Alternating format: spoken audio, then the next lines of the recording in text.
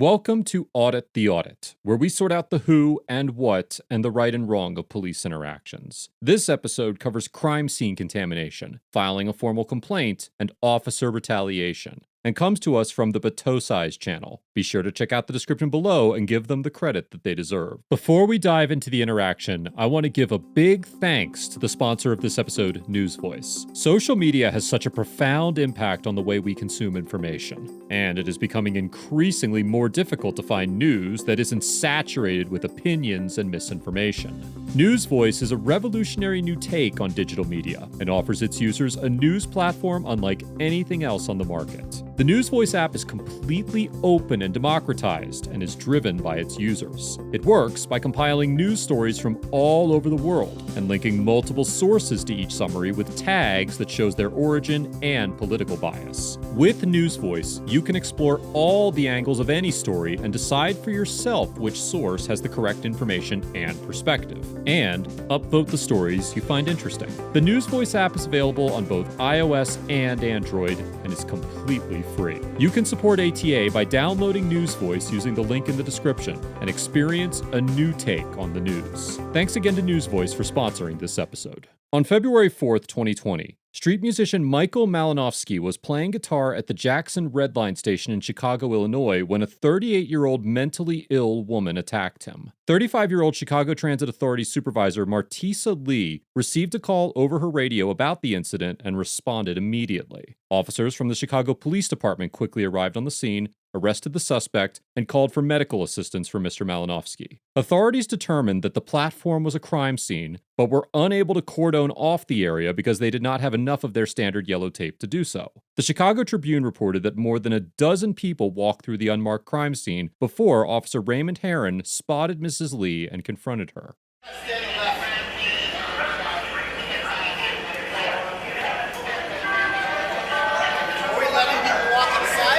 No, they gotta go on the outside. This is all a crime scene.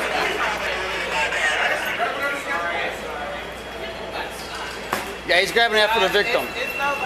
Watch out, ma'am, come out here. I'm talking, I gotta say. Oh yeah, you need to get out of the crime scene, ma'am. Please get out of the crime scene. That's what I'm telling you. And you're touching me now. Because you're in the crime scene and I'm asking you to stay here. Do not go in the crime scene. And I'm doing my job. Do not touch me. You're not doing your job. Do not you can do your job from right there. Do not touch me. You can do your job from right there. Don't go through the crime scene again. Then don't go through the crime scene again. Don't touch me again. Then don't go through the crime scene again. It's very simple. We can go back and forth all day. Don't touch me. It's done already. You're in a crime scene. You can't just walk around freely.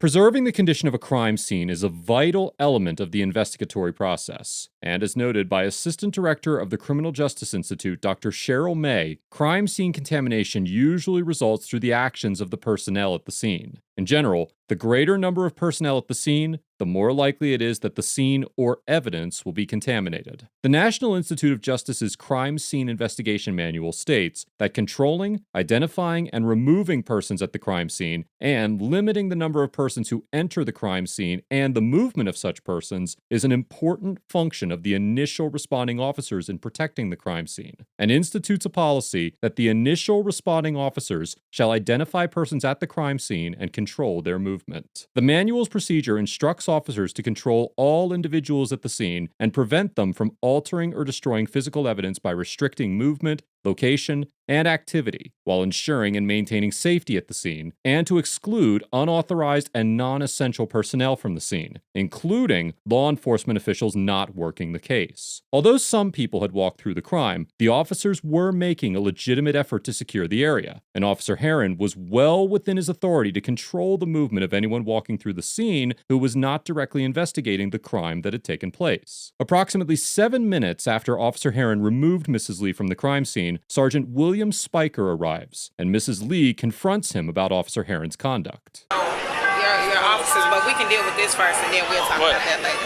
What's that? He grabbed me. Why? I Were you no in the idea. crime scene or something? I'm walking, talking, and they was telling me to assess the situation. He grabbed me and pushed me over. Maybe you were in the crime scene. I'm not sure. Standing right there, I'm not by the They blood, wouldn't and I'm walking grab you over just for talking. no reason, though. He grabbed me and pushed me. Clearly, it could be seen too. Okay. Him right there. Who, Do you want me to ask him why? I want something to be done. But because if that he was tells me uncalled that you are obstructing the crime scene, we're going to arrest you. for. You're not going to arrest me Yes, for we doing are. my job. This is my job. We're I not wanna- going. That's the way it's going to go. If you It's want not to going to go that way complain, because this is my that'll job. be his job, though. You'll be Exactly. And obstructing I'm the his job, supervisor which that is. was told to assess the thing. So if I'm not stepping but- on the blood. Mrs. Lee makes the assertion that because she was not in the exact area where the crime took place, then she should not have been moved. However, the scope of a crime scene is not limited to the immediate area of which the crime took place. The NIJ's Crime Scene Investigation Manual states that boundaries are established beyond the initial scope of the crime scene, with the understanding that the boundaries can be reduced in size if necessary, but cannot be as easily expanded. The manual's policy states that the initial responding officers at the scene shall conduct an initial assessment of the extent of the crime scene, and then establish and control its boundaries. Whether or not Mrs. Lee was near any of the vital elements of the crime scene is irrelevant. The officers are within their authority to establish and control any areas they deem relevant to the investigation. Now That's you're not- playing apples and oranges. This I'm not. is our Apples crime and scene. oranges is not to be pushed. Okay, I'm going to ask him.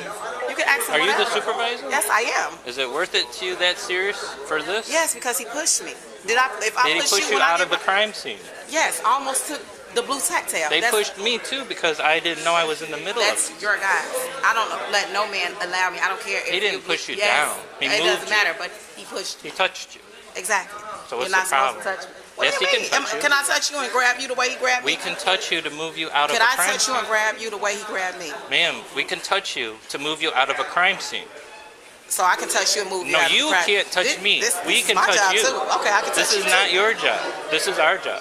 Officers of the Chicago Transit Authority have no investigatory powers in regards to violations of state laws. As a CTA supervisor, Mrs. Lee's primary function at the crime scene was to oversee stops in the loop and determine which trains should be stopped or rerouted. Nothing in her official capacity would grant her access to a restricted crime scene once the Chicago Police Department took over the scene. It is important to review the moment that Officer Herron ushered Mrs. Lee out of the crime scene, as she continues to assert the notion that Officer Herron pushed her out of the way. The body cam footage shows that the officer physically guided Mrs. Lee out of the crime scene and did not forcefully push or shove her as she claims. Your job is to That's y'all conduct the job, trains. exactly. And I was talking to my manager to let them. Your assess job the is to situation. work with the trains. This is now our crime scene. If you're in And the you middle of have it, we but can if move you're you out of pushing it. me, Yes, I'm not we're your going to crime move you scene. out of the crime But I'm scene. not your crime scene to push. There's no complaint. If that's your complaint, there's no complaint. 10-4. Can I have your badge and stuff? Yeah, we're going to have to. I'm going to talk to him then. No, that's fine. But that's fine. Whatever you saying, that's fine. Which one of you guys grabbed her? Because she was walking through the crime scene to get out of the crime scene, and I took her from behind and I guided her outside you the crime pushed me. scene. I did not push her. Everything's on camera. You're absolutely You're right. absolutely Perfect. right. That's perfect. So Everything's on camera. he just moved you out of the crime scene is what he's saying. No, I didn't push her. He's grabbed you and moved you out of the crime That's fine. scene. But anyway, you said you needed what from me, sir? You needed something They from me. need you to hold the tape. They want you, they say you're a supervisor, you can hold the tape. You can hold the tape for them. What do you mean hold the tape? The tape off that camera. You have to get that from control center. I can't physically. No, that's the I told them- I told them that's another that- unit. Okay. That's the tape from them. Okay. Was she obstructing the crime scene? Yes. I told her, it's all on my body camera. I told her she had to get out of the crime scene. She kept walking. I told her she had to get out of the crime scene. I Did told she her, continue in our crime scene? Walking Yes. away from the crime scene, he pushed Did she me. I guess continue I in wasn't our walking crime fast scene? enough for him. Yes, she No, I didn't. He pushed me right over there. It'll all be seen. He's But saying- you guess what? walked It's all from on here. camera, and I'm done with it now. If walked you from guys here. do it, I mean, are we done with this? I mean, he's explaining what no, he I'm did. not done with it. Y'all can be done with it. You're not done with it? Oh, I'm not.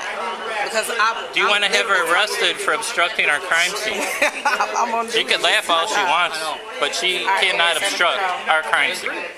Although Sergeant Spiker may be within his authority to arrest Mrs. Lee for obstructing the crime scene, it is clear that the motivation to effectuate an arrest was derived from Mrs. Lee's intention to file a complaint against Officer Herron. A former supervisor of Chicago's police oversight agency, Lorenzo Davis, told the Chicago Tribune that it is unlikely Officer Herron would face disciplinary action for removing Lee from the crime scene, but also stated, quote, everyone has a right to file a complaint. An arrest should never be conditioned on whether that person drops the complaint or not. Chicago is one of the few cities that has both a Bureau of Internal Affairs and a Civilian Office of Police Accountability, which essentially work congruently with one another whenever a complaint is filed. Sergeant Spiker does not retain the authority to dictate whether a complaint against an officer is valid. And according to the Chicago Tribune, city policy requires officers to report a complaint to the Civilian Office of Police Accountability within 1 hour of receiving it. Sergeant Spiker chose to arrest Mrs. Lee only after she insisted on filing a complaint, which is an obvious act of retaliation.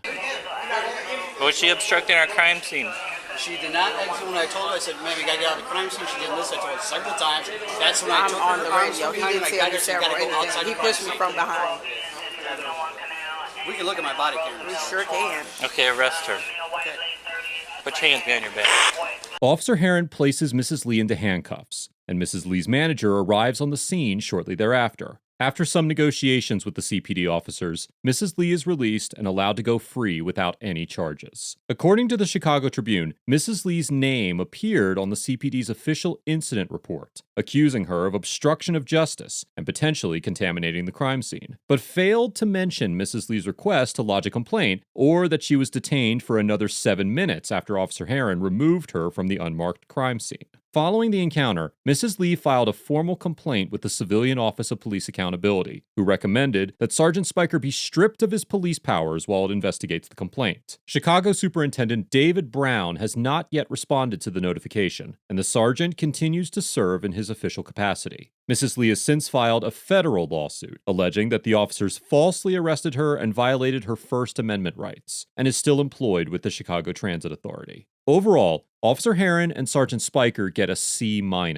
because although they were within their authority to order Mrs. Lee to evacuate the crime scene, they principally arrested her for attempting to file a complaint, did not appropriately document the encounter, and made no effort to de-escalate the interaction. As mentioned earlier, Officer Heron did nothing wrong by removing Mrs. Lee from the crime scene. However, every complaint against an officer should be taken seriously, and Sergeant Spiker's dismissal of Mrs. Lee's claims and reluctance to include her complaint in any official reports indicate that her arrest was an act of retaliation. Instead of assuming Mrs. Lee was wrong and ignoring her complaint, he could have simply taken her complaint, directed her to the proper resources for filing a complaint, and allowed the Bureau of Internal Affairs and the Civilian Office of Police Accountability to assess the validity of Mrs. Lee's claims. It is difficult to justify any of the CPD officers' actions beyond removing Mrs. Lee from the scene, and it will be interesting to see how the department handles the complaints and the ensuing lawsuit. Mrs. Lee also gets a C-, because although she may have been detained in retaliation, she initially refused to leave the crime scene, made false claims about Officer Heron pushing her, and escalated the encounter by being hostile and confrontational. Much of Mrs. Lee's conduct was driven by her damaged ego from being forced to leave the crime scene, and she would have been better off filing her complaint with the proper authorities rather than seeking immediate reprimand of Officer Heron. I have no doubt that Mrs. Lee's detainment was unjust. However, her actions alone caused the initial dispute, and she was extremely antagonistic about being lawfully removed from the crime scene. All that said,